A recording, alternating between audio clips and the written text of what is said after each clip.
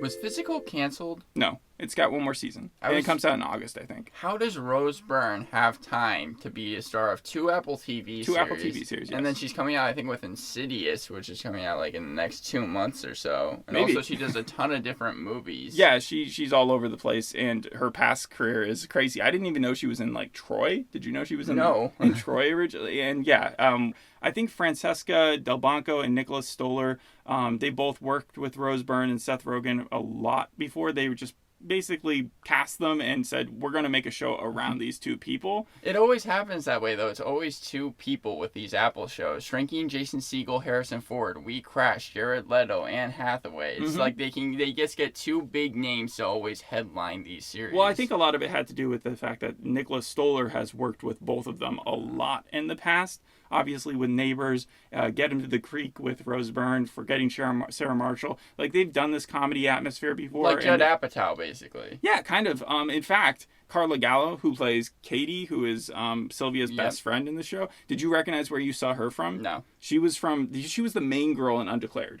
The one from, like, 20 years ago. She was also in Get Him to the Greek, Forgetting Sarah Marshall, Superbad, Californication. She's shown up in a lot of stuff, but obviously she has that Seth Rogen connection from that. But I don't even know if they share too many scenes together. I saw the first episode. You watched all three.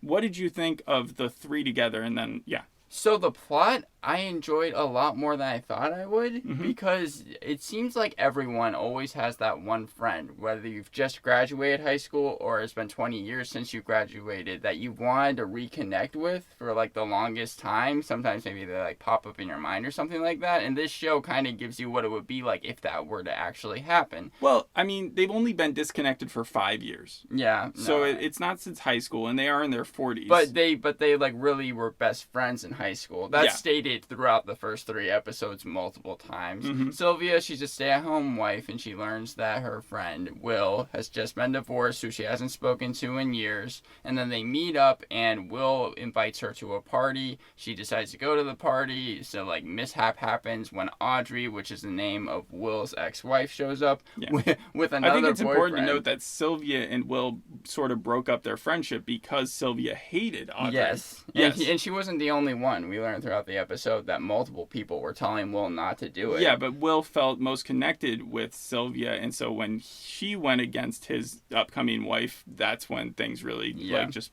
fell apart. Yeah. And in the end, it seems like Sylvia was in the right because, it turns into an ugly divorce, and Will and Audrey, outside of this bar that he owns, have like a fight, and Audrey ends up going away, and then to kind of make Will feel better, Sylvia and him spend the night. That was the first episode. Yeah, but I don't think you're supposed to say that she's like 100% right, because from what it sounds like, a lot of what happened to the breakdown of the marriage between Will and Audrey was, is it Aubrey or Audrey? It's Audrey? Okay, yeah. It was basically Will's fault. He cheated on her. He felt like he wasn't doing enough because she was expecting more from him. And it doesn't seem like... They definitely wrote it so that he would not look like some glowing hero. Yes, but he is the protagonist of the TV show. He is kind of the underdog when it comes to things like that. And we learned that... Because Sylvia was just making it seem at the beginning of the episode when they were meeting up that she just like kind of thought of him. But really, the reason why she wanted to talk with him... She didn't want to admit that she knew about him being divorced because she felt that would be embarrassing. He even called it later on in that episode a pity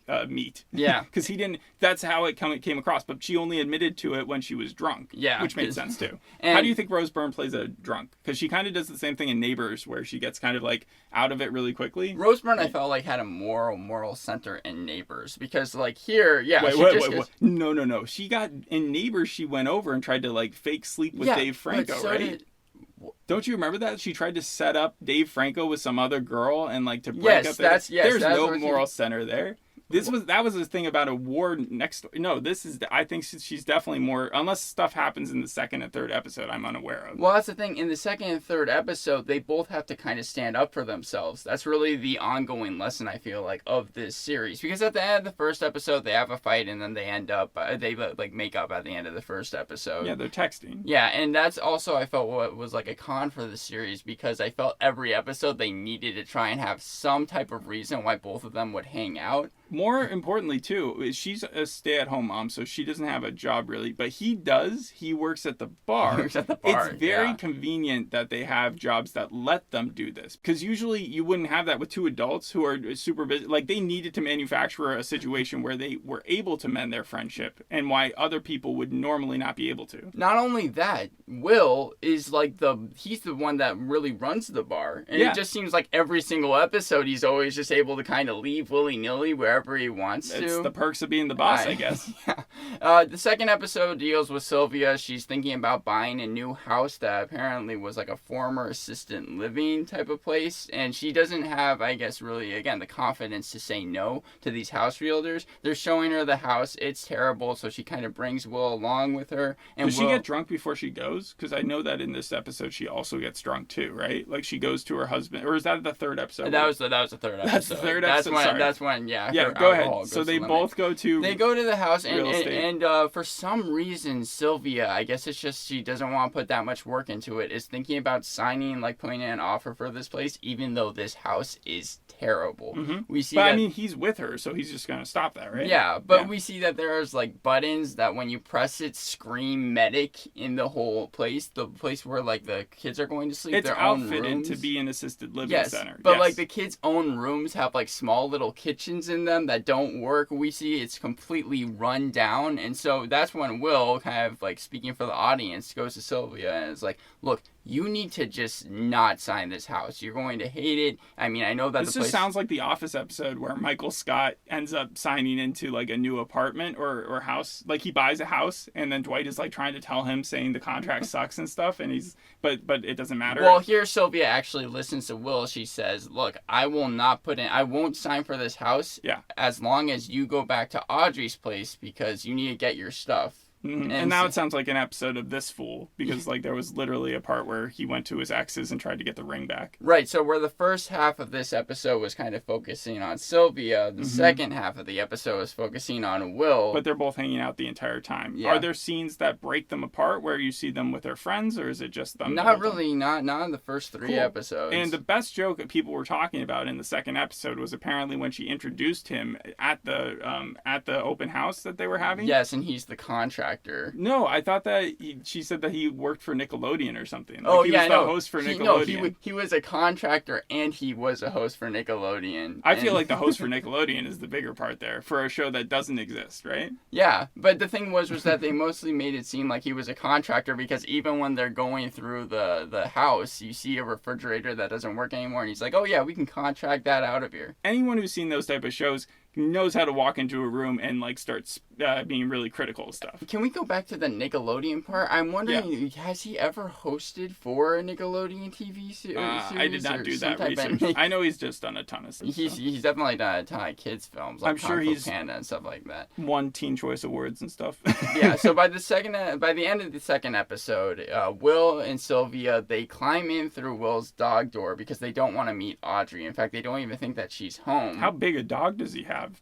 Because they're different sized dog doors. It must I'm be not large. sure if I even saw a dog this episode, really. Okay, so they get through the dog door, like a couple teens trying to break into a and house. Audrey ends up being home. And she's home. And they confront her. And Audrey is not going to give Will his stuff back. She's like, "No, like this is absolutely not going to happen. Get out of here." I mean, so far everything that we've seen is that Audrey tried to go to the bar, and I get that Will owns the bar, but at the same time, her brother or her stepbrother, right? Yeah. It has another stake in it, so it made sense why she was there, but she went with a date, so it was kind of an ill taste. But then Will calls that date a Nazi, so that's also pretty bad. Yeah. And this is after he had cheated on her, and that was the reason they were breaking up. Then you go to where he's breaking into her house. It doesn't seem like a lot of stuff makes sense for where his mind should be at, but like, where do you fall on his side in this? Again, he's the underdog. So really, when I was watching these episodes, I was rooting for both of them. I thought that no. I mean between Audrey. Between Audrey and Will, I still kind of side with Will. But what has Audrey done that's been so bad? Well, who brings a boyfriend to a bar? Nah. I mean, especially when your ex-husband owns that bar. Who calls them then a Nazi? Look, I know. I'm saying that the show presents it like. Also, you're I think he implied Will. like several times that Audrey and her stepbrother were way too close, which was a funny joke, but it's like completely insulting. And then in the second episode, right? Yeah. When someone crawls into your, like, it's no longer his house anymore. The thing was, he was trying to get his stuff back, and he didn't want to. What stuff is she keeping? Just mostly a pet lizard named Gandalf. Okay, so it's about a pet. Yes. That makes sense. They're trying to give, and she does not want to give Gandalf up. So then Will leaves the house. Sylvia asks if she can use Audrey's bathroom, and Audrey is like, fine, but get out right afterwards. And she ends up taking Gandalf and giving it back to Will. Why does anybody want the lizard so bad? Because it was Will's lizard. Even Sylvia says that in the episode. She's like, this was your lizard. You kept care of him. Like, you were like 100% the owner of this thing. Yeah, I'm not arguing that, but I'm saying, like, why was Audrey so insistent? Why? Because she knew that Will wanted the lizard. So that was the main she is a little thing. vindictive. Yes. So, yeah. Okay, all right. Probably the funniest joke was at the end of the second episode, because they go to Will's place and Sylvia tries to give him back the Gandalf, and then he's like, actually, I don't take too much good care of like pets. Yeah. So can you actually keep him? Oh god. So Sylvia ends up Audrey's Gandalf. Right. Audrey shouldn't have been giving Will the pet. I think it seems like everything that Will is doing is wrong. But the thing is, the show is, I think, framing it that way. You're supposed to be for Will. You want him to get Gandalf back, but then right as he gets Gandalf back, it's kind of pulling the rug out from under you and being like, oh no, he actually really shouldn't be taking care of this. Now, there's a scene in the trailer where he gets his hair dyed. Does that happen by the third episode? Not in the third episode. Okay. So continue on with the third episode. Oh, I think I know what you're talking. I saw the thumbnail where they're like spreading something on him. Yep, I think they're bleaching his hair. Yeah, that doesn't happen here. Actually, the third episode is where the most gets done. Johnny 66, which is like a burger chain, is thinking about buying Will's beer from his bar. Like just the beer or the whole bar? No, just the beer, so that they can serve it because he's a brewmaster. Yes. So he makes all those different types. We even see, there's like a cool like beginning scene where we're seeing how the beer is getting made. Have you ever made beer? No. I couch surfed once, and at the first house that I went to, they were in Boston, and then they were immediately like preparing their own beer, and they were canning it. Like they were using old bottles to put their own beer in. It was so weird. Like I just jumped into it, and like I was part of the canning team, so like it wasn't as big a deal. But yeah, I wish I could do that. I don't know if it was legal. I think do you need a license to do it? No. If it's just between you and your friends, I don't think so. Yeah, no, I think that the license is more for like bars and things like that. Anyways, Will is completely against the idea because he does not want to give Johnny 66 his beer due to the fact he believes the burger chain has fascist ideas. Again, with the Nazi stuff. Yeah, there's been like small ties that he feels like are just like kind of two big red flags. Yeah, I think Seth Rogen is Jewish, so. Oh yeah, no, he is. He is. There's no question He's about it. spoken out a little bit about Israel-Palestine, but yeah. Yeah, and so Sylvia and Charlie, that's Sylvia's husband's name, right? Yeah, Charlie. You should recognize him from he was in Killjoys as the main character in that, but and then I don't think you saw the Bros movie. He was in that as well. He was the secondary guy in that though. Oh, okay. So I think he was playing gay in that, and he's playing straight here. So, yeah. All right.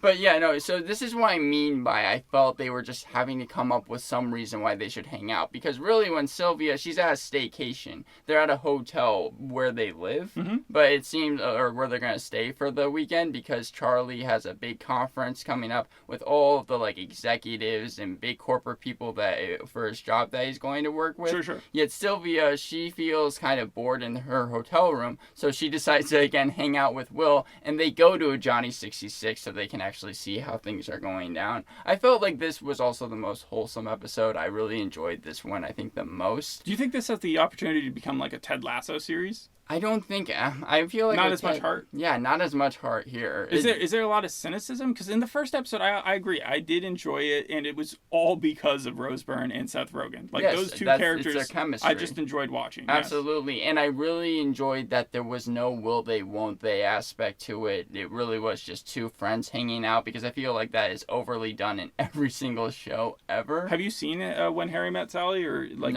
when they referenced it in the first episode? Obviously, I know they did, yeah. But like they kept on saying that it's a trope to have a platonic relationship, and I disagree, because I really don't see it in too many things. I guess it's just unaddressed in most things because people are just friends. Yeah. Do you even know where the name Platonic came from? Like, No. Could you take a guess? Platonic, Plato.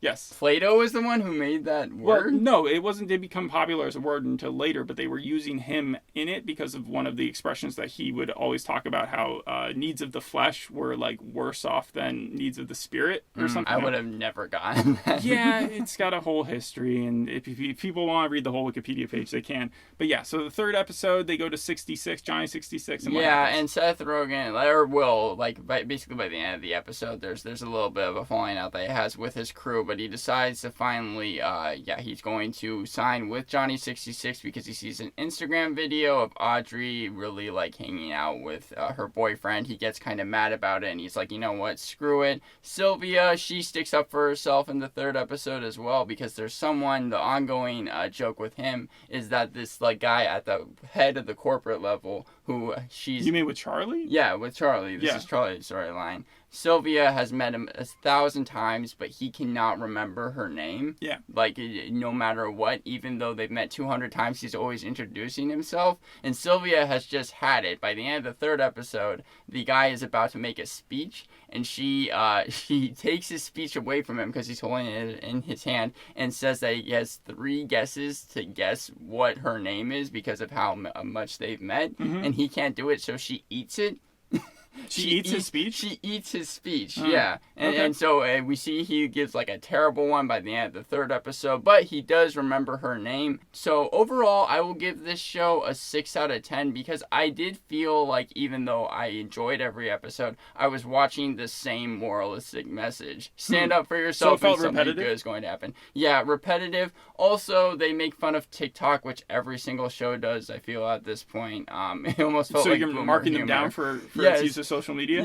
Yeah, because it's like, again, it takes place in LA. Yeah, but you see the daughter, she's like posing and doing dances, and I'm just like, this feels like it's overdone. And some one-liners, even though I felt like most of the good ones were from Will, really didn't work at points. I found myself not So you didn't laughing. find the wit to be as, like, because after seeing the first episode, I really did see it sort of kind of as a party down, this fool type of comedy, where it was sort of, not workplace, but there because it's not romance, because there's not that undercurrent, it did kind of play off as a workplace comedy to me. Yeah, well, I don't think that that's a bad comparison. I will only say this about This Fool and Party Down. You really enjoyed those episodes. I really enjoyed Party Down Season 3 as well. I probably would have given the first episode a 7, is what I'm saying. Yeah, I'm saying... Out of the bunch, which was your favorite? I would say, again, Episode 3, because Episode 3 felt like it... Yeah, you said it had the most... It's going to have an ongoing stuff, storyline with this Johnny 66 thing. Mm-hmm. Okay, so, but overall, a 6. The reviews have been pretty positive, though it does have a 6.8 on IMDb. Metacritic gave it a 75. IndieWire gave it a B-, saying it was a competently done series about a tiny midlife crisis. Roger Ebert said it was a hangout series, which would inspire more cynicism if the main on-screen couple weren't so excitingly in sync. Decider actually said skip it. However, they also wrote a separate article that said that it was a hit. So 2 different authors. Yeah, way. CNN called it a vanity project. That was probably the most negative one. Variety also gave it a negative review of unbelievable. 2 unpleasant people hanging out can be a good TV show, but Platonic isn't. When it was saying unbelievable, was it saying like this actually won't happen? So yeah, that's an ongoing debate even online between like users, because people are more interested in why Charlie told Sylvia to go reach out to Will, because a lot of husbands would feel pretty jealous in that instance and not want them, especially at the point where they're being like confused as a couple, to be hanging out together. The reason I feel they did that was because the writers knew that was going to be a thing, so that's why they made Charlie speak to Sylvia and be like, you should totally do this. Well, I the felt creators like are married, so it is funny how and they're basing this off